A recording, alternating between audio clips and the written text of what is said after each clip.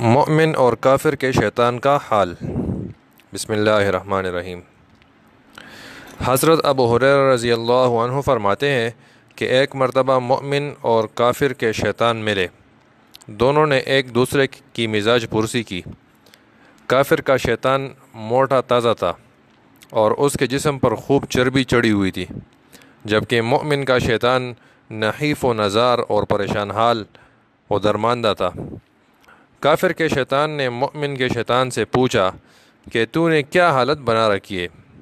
تو اتنا کمزور اور دبلا کیوں ہے؟ اس نے جواب دیا، میں ایک ایسے شخص کے ساتھ رہتا ہوں جو کھانے کے لیے بیٹھتا ہے تو اللہ کا نام لیتا ہے، میں بھوکا رہ جاتا ہوں، پانی پیتا ہے تو اللہ کا نام لے کر پیتا ہے، میں پیاس کے مارے تڑپتا رہ جاتا ہوں، لباس پہنتا ہے تو اللہ کا نام لیتا ہے، اس لیے میرا جسم بھی عریاں رہتا ہے، جب وہ بالوں میں تیل لگاتا ہے تو اللہ کا نام لیتا ہے، اس لیے میرے بال خشک اور الجھے الجھے رہ جاتے ہیں۔ کافر کے شیطان نے اظہار افسوس کے بعد کہا کہ میں ایک ایسے شخص پر مسلط ہوں جو تیرے ساتھی کی طرح یہ سب کچھ نہیں کرتا، میں اس کے کھانے پینے پہننے میں برابر کا شریک رہتا ہوں۔ شیطان سے بچنے کی ایک دعا۔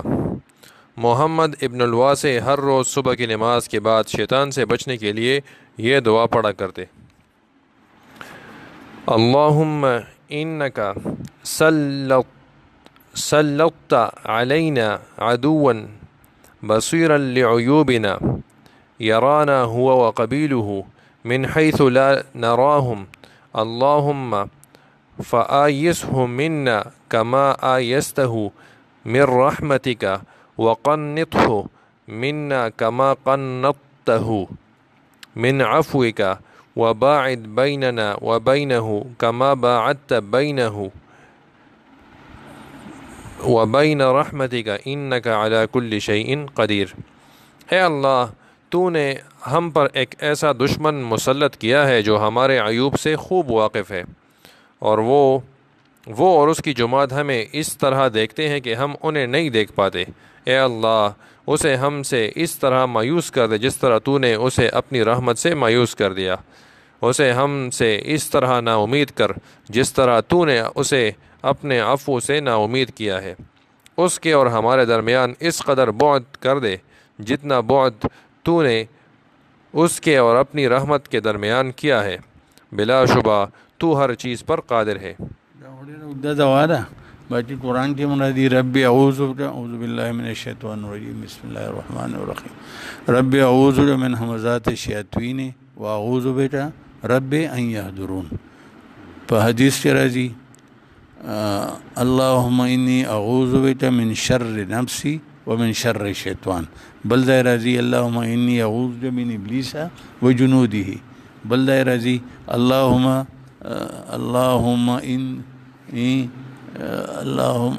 انت سمیع العلیم، اللہم انی اعوذ بک یا رشورانا۔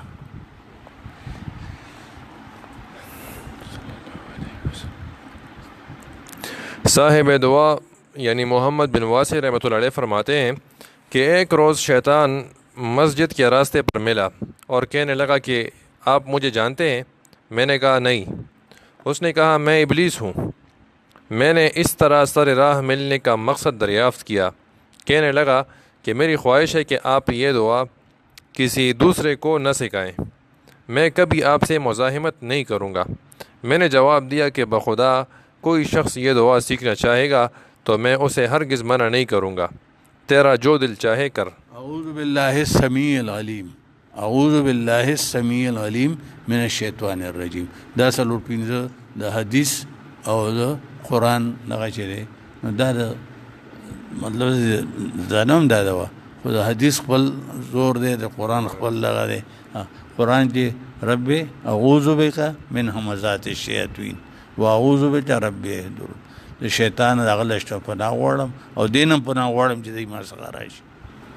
او بل حدیث کی اللہم انی اعوذ بک من شر نفسی دته شیطان د نفس په ذریعه راځي ومن شر الشیطان او بیا ور سره من شر منی نو هغه دغه کړی دا چې منی کے ہیجان سے کہ وہ کہیں زناتی طرف مجھے نہ لے جائے اس سے بھی پناہ چاہتا ہوں. اول اللہم انی اعوذ بک من ابلیس و جنودی دا بلا دو غانی یم د حدیث من قرآن دا هم تاسو کې دول شي نو سو دغه خو نشته. شیطان کو مایوس اور ہرانے کی دعا. عبد الرحمن بن ابی لیلہ کہتے ہیں کہ شیطان اپنے ہاتھ میں آگ کا شعلہ لے کر حضرت صلی اللہ علیہ وسلم کے سامنے اس وقت آتا جب آپ نماز پڑھ رہے ہوتے اور قرات و استعاذے سے نہیں جاتا تھا.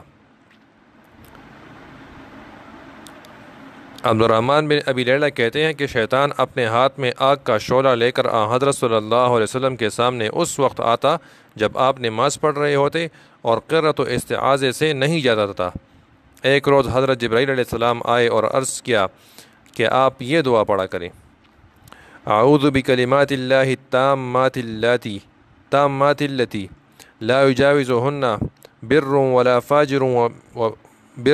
فاجر من شر ما یلج فی الارض وما یخرج منها وما ینزل من السماء وما یعرج فیها ومن فتن اللیل والنہار ومن طوارق اللیل والنہار الا طارقا یطرق بخیر یا رحمان. ودی اکثر الفاظ شدید نقش کیوں لیٹر سے شامل کری. بلے دوبارہ اللہم انی اعوذ بکلمات التامات من شر عبادہ ومن شر الشیطان وعقابہ ومن شر الشیطان. دام یو دوبارہ اعوذ باللہ من غضبہ وعقابہ ومن شر الشیطان. نو دا بلا دا وغانی تنینو پختو تیم اللہ تعالیٰ پوئی جی بلکہ دا ٹولو نا لگا دے اعوذ باللہ من الشیطان الرجیم. اللہ پناہ چراشی نو دینا بیالوی سوٹ دا شیطان بے شرط رات لیشی. ترجمہ: میں پناہ چاہتا ہوں اللہ کے ان پورے کلمات کے واسطے سے جن سے کوئی نیک و بد تجاوز نہیں کرتا،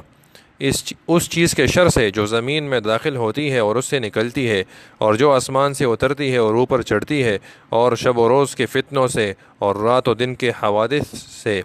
مگر اس حادثے کے استثناء کے ساتھ جو خیر کے ساتھ آئے. اے رحمان. آپ نے یہ کلمات پڑھے تو ابلیس مردود کی شمع گل ہو گئی اور وہ منہ کے بل زمین پر گر پڑا. حضرت حسن بصری رحمۃ اللہ علیہ سے منقول ہے کہ حضرت جبرائیل علیہ السلام آپ صلی اللہ علیہ وسلم کی خدمت میں حاضر ہوئے اور کہنے لگے کہ ایک جن آپ کو فریب دینا چاہتا ہے، جب آپ بستر پر تشریف لے جائیں تو آیت الکرسی پڑھ لیا کریں. ایک جن شیطان کا قصہ. ایک روایت میں ہے کہ حضرت صلی اللہ علیہ وسلم نے ارشاد فرمایا. ترجمہ: میرے پاس شیطان آیا اور اس نے مجھ سے نزاع کیا. میں نے اس کا گلا پکڑ لیا. اس ذات کی قسم جس نے مجھے حق کے ساتھ مبعوث فرمایا، میں نے اس کا گلا اس وقت تک نہیں چھوڑا جب تک اس کے لعاب کی ٹھنڈک اپنے ہاتھوں پر محسوس نہ کر لی، اور اگر میرے بھائی سلیمان علیہ السلام کی دعا نہ ہوتی تو وہ مسجد میں گر پڑتا. نسائی حضرت عائشہ رضی اللہ عنہ. نزاع مطلب جھگڑے تھے وہی کیا نا. حضرت عمر رضی اللہ عنہ سے شیطان کے بھاگنے کا راز. ایک روایت میں ہے سلیمان علیہ السلام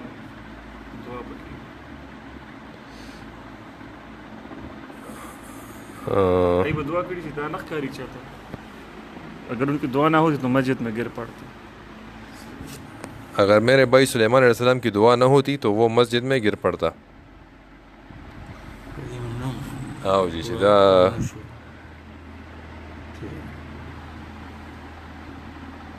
دی کی دا خبره کېدی شي کوي چې څه دعا ده لکه زما ذهن ته چې کوم دغه راغی چې لکه مثال کو دا دعا ما نه وه ویلې نو دې به راماندې مسجد کې حمله آور کېده، حالانکې لکه دې نه مخکې دی ووایي چې یاره میرے پاس شیطان آیا کېدی شي دغه. حضرت عمر رضی اللہ عنہ سے شیطان کے بھاگنے کا راز۔ ایک روایت میں ہے ما سلک عمر فجاء اسألک الشیطان فجاء غیر الذی سلکہ عمر۔ ترجمہ، جس راہ پر بھی چلے شیطان اس سے مختلف راہ پر چلا۔ اس کی وجہ یہی تھی کہ ان حضرات کے قلوب شیطان کی غذا سے پاک تھے، یعنی ان میں شہوات کا گزر نہ تھا۔ اب اگر کوئی شخص یہ چاہے کہ محض ذکر الہی سے شیطان دور ہو جائے، جیسا کہ حضرت عمر رضی اللہ عنہ سے دور ہو گیا تھا، تو ایسا ہونا محال ہے۔ اس طرح کی توقع رکھنے والے شخص کی مثال یہ ہوگی کہ کوئی شخص دوا پیے اور پرہیز نہ کرے۔ بھلا اس صورت میں دوا کیا نفع دے گی؟ جبکہ معدہ غلیظ کانوں میں مشغول ہو، اسے ان کانوں ہی کو ٹھکانے لگانے کی فرصت نہیں، چہ جائے گا وہ دوا کو جسم کے حصوں میں منتقل کرے اور اسے نافع بنائے۔ ذکر دوا ہے اور تقوی پرہیز ہے۔ دغه چې دی ډېر کسان نمونه تپوس وکړه دا تختولی چې و د افریدیو دغه اوس هو دلته ساتي په هوا هلته افریدو کې واټار نو یې ښه مزونه هم کوي، تسبیح یې مړوي کوي، نو یې چې ورته ووایو چې دا دغه نو یې خورو به څه، نو دا مطلب دا دی چې ټیک ده ته دغه کې زیټر کې دغه کې ورسره نور لټه چې دی ته ویلي پرهیز پکار دی، تقوا هم ورسره پکار ده چې خېټه چې د حرام پراته دي، نور د پردي حرام اته نن سبا نور څه حرام ني، نو دوام چې د خویندو حصه وراثت چې هغه کې حالانکه د ټول نه اول چې مړه وشي نو اول به وراثت تقسیمې. حضرتانو رحمت الله علیه وایي چې زما د پلار نه پن پاتې شو، نو هغه راته نور راته هغه رونو وایي چې دا بستا شي تلری ټولو می ټول وایي ما ټبول نه ته چې نه هغه دی، نو دا او سامون نن سبا د خور لیسه ورکول توبه یا لور لیسه ورکول ډېر او اثر په دی باندې عدالتونو کې نن سبا دغه کیسونه فیملی کورټس کې چلی رونه یې نه راته دا پارلمان دی ډي آر سی هغه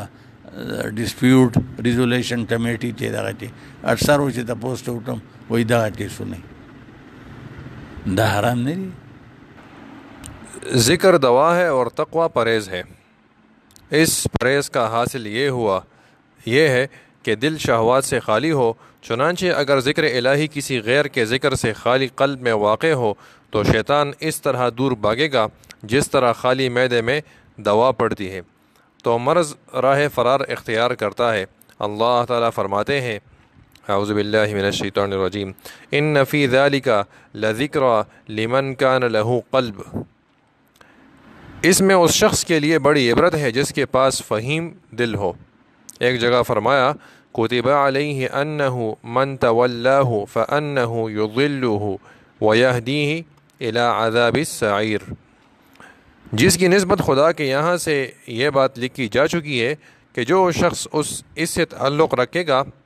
وہ اس کو بے راہ کر دے گی اور اس کو عذاب دوزخ کا راستہ دکھلائے گا۔ جو شخص اپنے عمل سے شیطان کی اعانت کرے گا وہ اس کا دوست اور حلیف کہلائے گا، اگرچہ وہ زبان سے اللہ کا ذکر ہی کیوں نہ کرتا ہو۔ جو شخص اپنے عمل سے شیطان کی اعانت کرے گا وہ اس کا دوست اور حلیف کہلائے گا، اگرچہ وہ زبان سے اللہ کا ذکر ہی کیوں نہ کرتا ہو۔ زبانی ذکر کافی نہیں ہے۔ اگر تم یہ کہو کہ حدیث پاک میں تو یہ ہے کہ ذکر شیطان کو دور کر دیتا ہے، اس حدیث میں کہیں کوئی قید یا شرط مذکور نہیں ہے، یہ سب تخصیصات علماء کی ایجاد ہیں، حدیث سے ان کا علم نہیں ہوتا، تو اس کا جواب یہ ہے کہ محض زبانی ذکر کر کے مؤثر نہ ہونے کے لیے ہم خارج سے کوئی دلیل پیش کرنے کی بجائے تمہیں خود اپنے نفس پر نظر ڈالنے کی دعوت دیتے ہیں۔ خبر مشاہدے کے درجے میں نہیں ہے، خود سمجھ میں آ جائے گا کہ ہمارا دعویٰ صحیح ہے یا نہیں۔ سب جانتے ہیں کہ ذکر کا منتہی اور عبادت کی غایت نماز ہے۔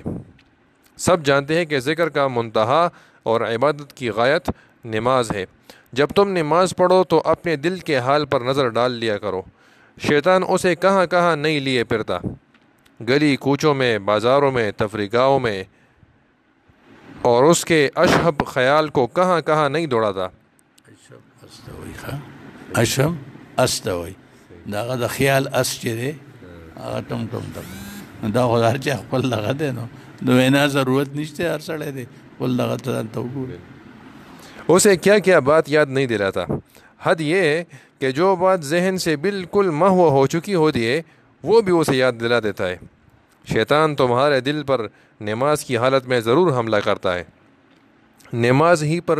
باقی اذکار اور عبادات کو قیاس کیا جا سکتا ہے. نماز دلوں کی کسوٹی ہے. نماز دلوں کی کسوٹی ہے. اس سے دلوں کے محاسن اور قبائح ظاہر ہو جاتے ہیں. ان دلوں کی نماز قبول نہیں ہوتی جو دنیاوی شہوات کے مرکز ہوتے ہیں. ایسی نماز سے شیطان کبھی دور نہیں ہو سکتا بلکہ وسوسوں میں زیادتی ہی کا امکان غالب ہے. جس طرح پرہیز کے بغیر دوا فائدے کی بجائے نقصان زیادہ پہنچاتی ہے. اگر تم شیطان سے چھٹکارا پانا چاہتے ہو تو پہلے تقوی کا پرہیز کرو. اس کے بعد ذکر کی دوا استعمال کرو. شیطان تم سے اس طرح ڈرا سہما رہے گا جس طرح حضرت عمر رضی اللہ عنہ سے رہا کرتا تھا. وہب بن منبع کہتے ہیں کہ اللہ سے ڈرو اور شیطان کو ظاہر میں برا مت کہو، باطن میں تم اس کے دوست ہو، یعنی اس کی اطاعت کرنے والے ہو. ایک بزرگ نے فرمایا تعجب ہے ان لوگوں پر جو محسن کی اس احسان کی معرفت کے باوجود نافرمانی کریں اور ایک بزرگ نے فرمایا تعجب ہے ان لوگوں پر جو محسن کی اس کے احسان کے معرفت کے باوجود نافرمانی کریں اور ملعون کی اس کی سرکشی کے علم کے باوجود اطاعت کریں. جس طرح تم دعا کرتے ہو اور قبول نہیں ہوتی، حالانکہ اللہ تعالیٰ کا ارشاد ہے ادعونی استجب لکم. اسی طرح تمہارے ذکر سے شیطان دور نہیں ہوتا کیونکہ وہاں دعا کی شرائط مفقود تھی اور یہاں ذکر کی شرائط مفقود ہیں. دل وسوسو کې راځي لکه اکثر ما سره دا سوشي نن سبا هم کېږي چې زه خو یم حال کې خو چې که تاسو سره خبره کوم ماشوم سره یا مونځ کې یا سم نو سوچ مې مستقبل کې اکلاس به څه چلی افلانې به څه چلی نور شیزونو کې نو چې کم شي کې پریزنټ یم نو هغې ته مې توجه نی او نور ډبل مایندډ همیشه دغه وسوسې دي دا شیطان ټول ریل چلای کنه ما دا کړه پلار غوسو کی چې شرط دماغ دی بس خدای دغه چې ابتدایي طور سره انسان تمستم دا وایي چې زسوم لکه ارادي سره وایي نو هغه سره ډېر فرق پروزي لکه یو خدای چې ډړې لري دغه ورته اعلان به ودرو خپل به دغه دی یو دا چې ته اوس الحمدلله روز داوم اوس پسوم رب العالمین نو چې دې سره هم ډېر فرق پروزي. بعض دغه دې سره هم چې لکه بیت الله شریف ته د الله پاک چون کې دغه دی مونږ دغه د ذات دغه دوره دغه نشته تخیل چې څنګه نه دی نو یو خرسي شي نو بیت الله شریف دغه بعض کسان دې سره چې دې سوچ چې لکه یو نورانی دغه سره د الله لفظ لیکل دی زور ته ګورم نو دا مطلب سنه سره دغه چې دی ته ډایرکټ دغه نی الله دغه نو اټنی نو چې تمسیز الله پاک دعوت ورتلې ده کنه نو هغه پاسبل دی چې یو سړی وایي چې بل نظری نشم کنټرول کولی نو دا غلطه ده. زړه نشي کنټرول کولی چې په نفس باندې ټم هغه چوټ راځي هغه ضرب راځي نفس غواړي نه هغې ته تیار نه دی خو چې څنګه تراخه دارو خورې هغې ته تیار یې دغسې دې ته هم تیار شي نو بیا نظر کنټرول کولی شي. عایشه بلي صاحب تا نو وایي روح خو به دې ونه ځي ته ته ونه ګورې نو مړ خو به نه شي نو شی دا دی نو چونکې چې الله پاک حکم ورکړی دی یعودو کل المؤمنین یعودو من ابصارهم مؤمنانو ته ووایه چې خپل نظرونه خطا دي نو چې تم سیز حکم ورکړی دی نو الله ته پته چې دا انسان یې کولی شي کنی نو چې تم سیز لا یکلف الله نفسا الا وسعها چې تم شي انسان نشي کولی د هغې بوج الله پاک په انسان باندې نه دی ښه. باقي اوس ته د نفس هغه تکلیف نشي برداشت کولی نو وجه دا ده. نو دا دي ټولې وسوسې. نو ټولومبی دغه دی نو مونځ هم دغه چې ورتلی دی توجه یا دغه نو هغه حاصلېږي، خو په شرط دی چې ته لغوندې ځان الرټ کې دغه دي او اخوا دې خوا لاړ شي فورن بیا راولي. باقي دغه خو لیدلي ډاکټر عبدالحی صاحب چې هغه ډېر د امید طرف ته سړی بیایي وی ډوره وی ته پاسېدې او غسلخانې ته لړې چې اودس کوم نو دا توجه نه ده ته ستا د مونځ خیال نه نو اودس له بولېتلې. یو سړی وایي زما مونځ ته توجه نشته که نه نو هغې دا معمولي څیزونه ته م ورکوي چې دا ته د اودس له لړې نو دا خو ستا توجه و ځکه لړې که نه. بیا د کور نه روان شي جومات ته ځې او جومات ته خو راځې او هغه وخت دې خیال یا په بورډ ته ځې یا څه نور څه ټاتو ته یا هغه ته خو بیا هم را روانې نو څه له را روانې ته دا د جومات یا د مونځ خیال درته نو ولې به راتلې بیا ودرېدې. نو مطلب دا دی چې څه حد پورې دا ټول چې دي دا د توجه هغه مقدمات دي دغه دي شته. باقي اوس اعلی درجه د ایمان خو شته خو زما ایمان د ابوبکر ایمان بېجا مې ته تل چې دغه پرون دغه کې د غزوه تبوک دغه کې 800 میل لار ده د خجورو فصل چې دی هغه پوخ دی 100 ډاله خات راغلی دی. ګرمي داسې ده ګرمۍ موسم دی چې اسمان نم اور وریږي د ځمکې نم اور وریږي. مقابله ده چې عثمان ایر دی 3 لاکھ ته 5 لاکھ لشکر سره ده او باقاعده لشکر دی د رومي لټه نن سبا چې وایي چې بھائی پاکستان نه خلک چې دغه نه بوځي او امریکې سره جنګي او هغې چې ټول چې تم د اردن او دغه دی علاقه ثاني عربو هغه هم ټول یعنې دویم عرب هغه هم عرب دغه د هغې په پوج کې خو عیسایانو دغه قومي سره عربو او و د هغې په دغه کې سورلي نشته د شمېر سورلی دي اوس دا هم نشته چې دلته پاکستان پوج سره چې د هغې د خوراک ډپارټمنټ جدا دی د سپلای جدا دی هر بنټر ته هغه ته پوجیان له قانه وخت په وخت رسي دی به چېرته پخی ده په لاره خویي نشته اوبه نشته. اوس خو مکې مدینې مسلې چې دي نو ځای په ځای چې دي نو دغه دي هوټلې دي او دغه دي اوبه دي هغه وخت داسې څیزونه نو د لارې پته نشته چې تم طرف ته به ځي 30,000 لشکر دی دا به څه خوري څه بټوي. دا رسول الله صلی الله علیه وسلم تیار کړه اوس ما غوندې سړی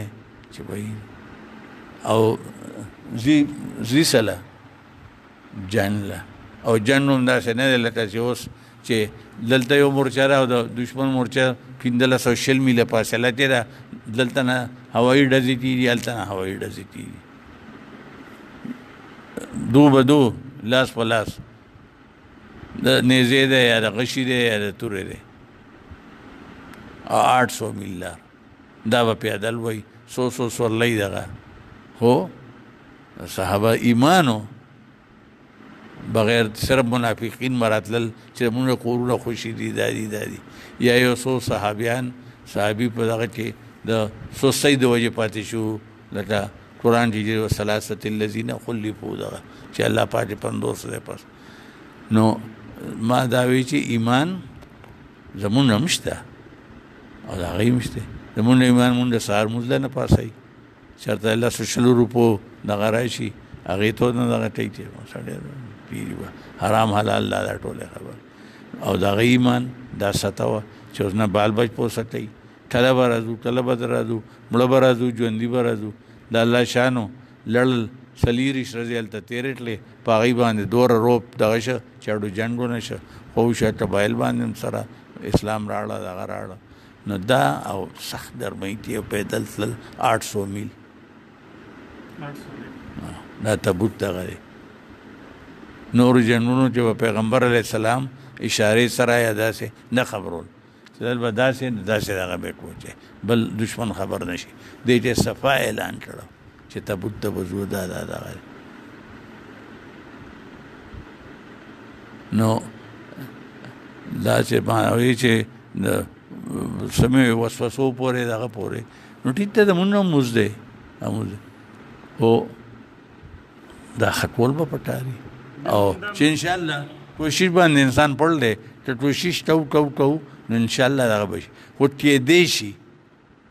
دنه الله به ما چرته نه وي الله به پون باندې دا تکلیف نو چولې چې تاسو خدای شي ودرې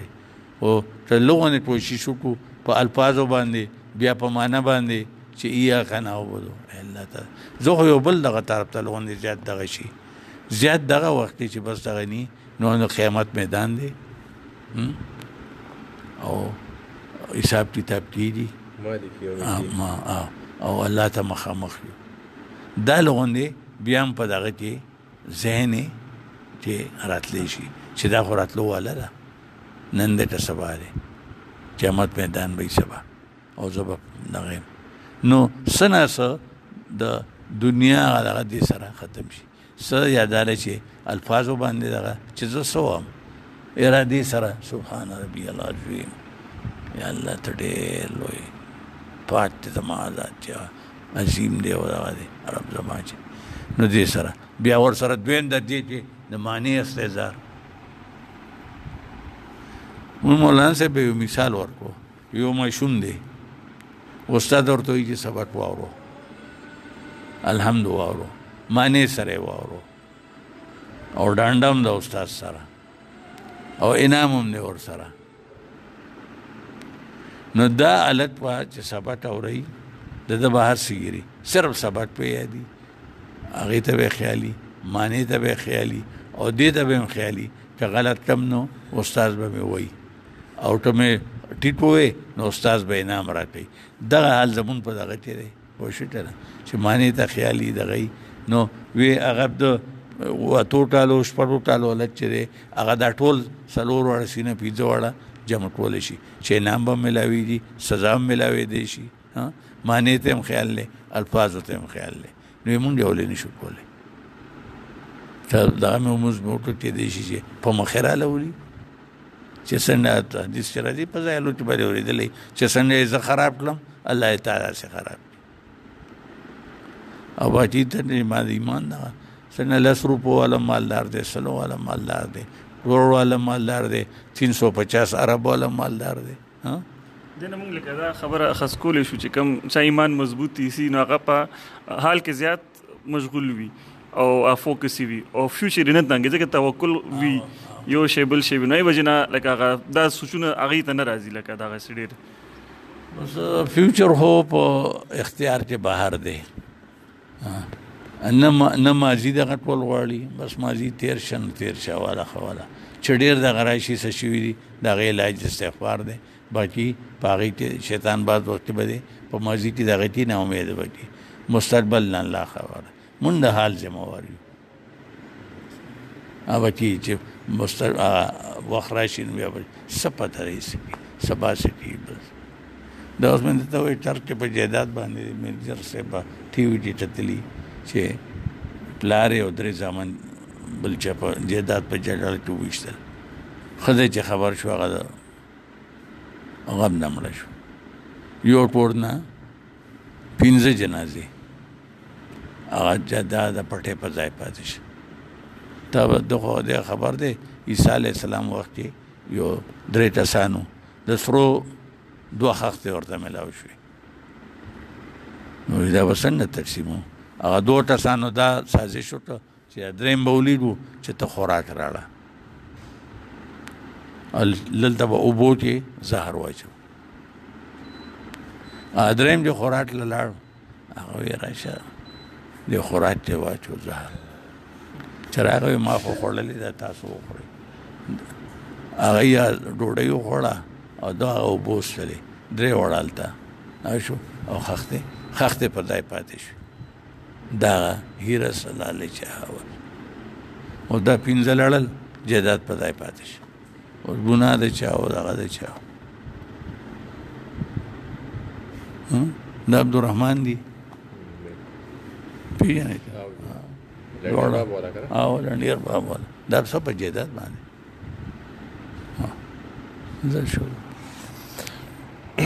دلوں کو مردہ کرنے والی 8 خصلتیں. حضرت ابراہیم بن ادہم رحمۃ اللہ علیہ سے کسی نے یہی سوال کیا تھا کہ ہماری دعا قبول کیوں نہیں ہوتی، جب کہ اللہ تعالیٰ نے اس کا وعدہ کیا ہے،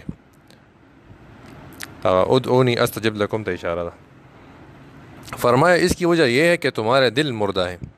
انہوں نے سوال کیا، ان ربی لسمیع الدعا، انہوں نے فرمایا کہ اس کی وجہ یہ ہے کہ تمہارے دل مردہ ہیں۔ انہوں نے سوال کیا کہ دلوں کو کس چیز نے مردہ کیا؟ فرمایا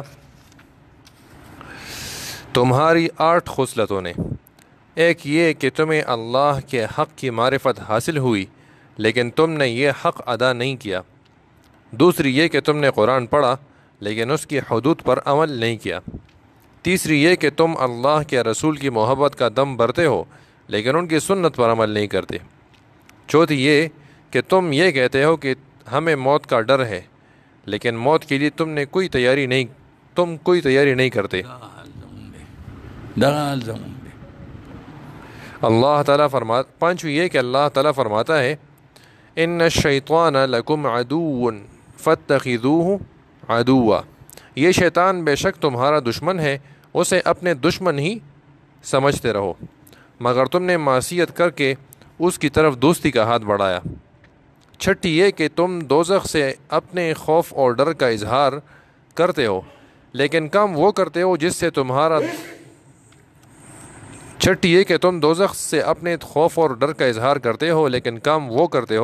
جس سے تمہارا دوزخ میں جانا یقینی ہو جائے۔ ساتویں یہ کہ تم جنت کے خواہش مند ہو لیکن وہ کام نہیں کرتے جو تمہیں جنت تک پہنچا دے۔ آٹھویں یہ کہ جب تم بستروں سے اٹھتے ہو تو اپنے عیوب پس پشت ڈال دیتے ہو اور لوگوں کے عیب جوئی میں لگ جاتے ہو۔ یہ تمام خصلتیں باری تعالیٰ کے غضب کا باعث ہیں، ان کی موجودگی میں دعا کی قبولیت کی توقع رکھنا فضول ہے۔ دیشي هغه وخت نو بل دی او څه صحبت نن سبا هغه چې خېټه دې حرامي نو دوا نه تبلیغي او نن سبا د حلال او د حرام خو بالکل تمیز ختم شوی دی۔ ها بعد مولانا صاحب سره یو نوکرو یا خادم هغه به پہلے پاکستان کا مطلب لا الہ الا اللہ، اس پاکستان کا مطلب پرایا مال ادھر لا، نو اوس دغه شی دی. نو دا پتی هغه وخت چې دی شي چې د دوره سنه صدقو نو ابراهیم بن ادم پتی هغه نه دی تړی، نو چې خېټه کې آرام پراتی نو دعا به څه قبول شي. بس